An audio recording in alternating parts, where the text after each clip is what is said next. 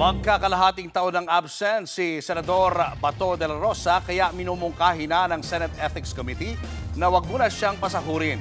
Pero ang kampo raw ng Senador, pinag-iisipan pa kung susundin niya. Nasa frontline ng balitang yan si Mean Los Baños.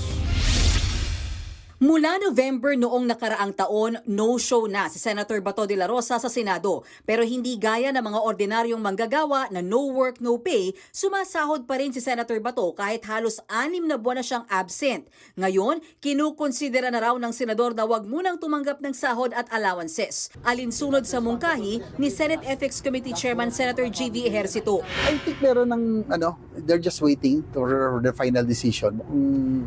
They are already considering. So yun ang magandang balita. No? We don't know how to get in touch with him. No?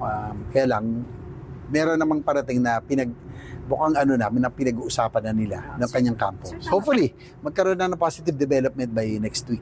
Base sa Compensation and Position Classification Act of 1989, salary grade 31 ang mga senador at kongresista. Ibig sabihin, sumasahod sila ng 293,191 pesos hanggang 334,059 kada buwan. Ayon kay Ejercito, mainam kung voluntaryong gawin na ni Bato ang hindi pagtanggap ng sahod at allowance dahil matagal at matrabaho pa kung aamyendahan ang rules nila tungkol dito. Para na lang mawala yung pressure sa Senate, mawala yung pressure sa bawa kay Senator De La Rosa, siguro yung request natin ito voluntary na lang.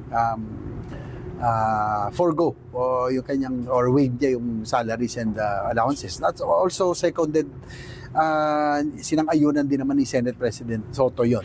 Una nang sinabi ni Ejercito na posibleng madismiss ang ethics complaint kay De La Rosa. Nakabase raw kasi ang reklamo sa tinatanggap na sahod ng senador kahit hindi pumapasok sa Senado. Kanina, nagpulong ang Ethics Committee. Karamihan daw sa 9 na reklamong isinumite sa komite, hindi pumasa sa form and substance. Pero ang unang kaso laban sa hindi pinangalan ng senador, gugulong na raw dahil sufficient in form and substance ito. Bukod kay Senator De La Rosa, may nakabinbinding ethics complaint laban kina Senator Chis Escudero, Risa Hontiveros at maging kay Ethics Committee Chairman Ejercito. Nagbabalita mula sa Frontline, Mean Los Baños, News 5. Mga kapatid, Julius Babaw po. Para sa komprehensibo at makabuluhang balitaan at talakayan, mag-follow at mag-subscribe na sa social media pages ng News 5.